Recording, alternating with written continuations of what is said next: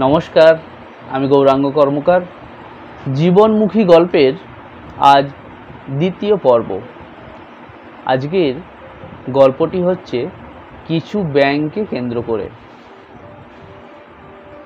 একসময় একদল ব্যাঙ একটা জঙ্গলের মধ্য দিয়ে যাচ্ছিল। তো ব্যাঙ লাফিয়ে লাফিয়ে যায়। তো ব্যাঙগুলি লাফিয়ে লাফিয়ে যাচ্ছে। হঠাৎ সেই রাস্তার উপর একটা বড় গর্ত পড়ে। দুটি ব্যাঙ অসাবধানতাবশত তারা সেই গর্তে গিয়ে পড়ে যায়। তখন বাকি ব্যাঙগুলি সেই গর্তের চারপাশে গোল হয়ে তারা সেখানে জড়ো হয় এবং তারা দেখতে থাকে যে গর্তটা কতটা গভীর। এবং দুটি ব্যাঙ তারা খুব অসহায় হয়ে পড়ে, কারণ গর্তটা সত্যি অনেকটাই গভীর ছিল। তখন ব্যাঙগুলি প্রত্যেকেই বাঁচার চেষ্টা করে, কিন্তু যেহেতু অনেকটা গভীর, অর্থাৎ তারা সহজে সেখান থেকে বেরিয়ে আসতে পারবে না।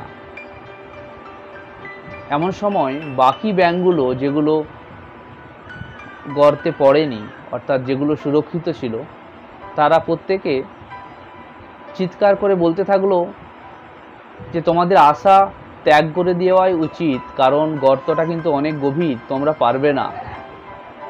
তোমরা তাই বৃথা চেষ্টা করো না, তোমরা ওই গর্তেই থেকে যাও এবং ওখানেই তোমরা কোনোদিন মারা যাবে। তো এই শুনে দুটি ব্যাঙের মধ্যে একটি ব্যাঙ সে ভাবলো, তাহলে সত্যিই হয়তো আমি পারবো না, এতটা উঁচু তো আমার পক্ষে লাফ দিয়ে ওঠা সম্ভব নয়, কীভাবেই বা পারবো, ওরাও যখন বলছে আমি পারবো না, তাহলে থাক, আমি আর লাফাবো না। এভাবে সে আশা ত্যাগ করল। কিন্তু অন্য একটি ব্যাঙ সে ভাবলো যে কোনো উপায়ে তাকে এখান থেকে বের হতেই হবে, কারণ সে এভাবে মারা পড়বে না, সে বাঁচতে চায়। তাই সে আরও কষ্ট করতে লাগলো, অর্থাৎ সে খুব জোরে জোরে লাফাতে লাগলো এবং শেষ পর্যন্ত সে অনেক কষ্টে সে গর্ত থেকে উপরে উঠতে পারল। কিন্তু যে ব্যাঙটি ভেবেছিল যে সে পারবে না, সে কিন্তু নিচে রয়ে গেল। এবং যে ব্যাঙটি গর্ত থেকে উপরে উঠল, মজার বিষয়টা হচ্ছে এখানেই, তাকে সমস্ত ব্যাঙগুলো বলছে, তোমাকে যে আমরা বললাম যে তুমি পারবে না এত চিৎকার করে, তবুও তুমি এত কষ্ট করে উঠতে গেলে কেন? তখন সেই সফল হওয়া ব্যাঙটি বলল, আসলে আমি শুনতে পাচ্ছিলাম না, আমি কানে কালা, অর্থাৎ আমি বধির। সে কিছুটা ব্যঙ্গ করেই বলল। তো এখান থেকে what is the moral of the story, এই গল্পের নীতি কথাটা কি? এখান থেকে এটাই শিক্ষা পাই যে অনেক সময় আমরা যদি লোকের কথায় কান না দিই, বা আমাদের সমস্যায় পড়লে সবসময় যদি লোকের কাছে সাহায্য না চাই, তাহলেও কিন্তু আমরা সঠিক পথ পেতে পারি।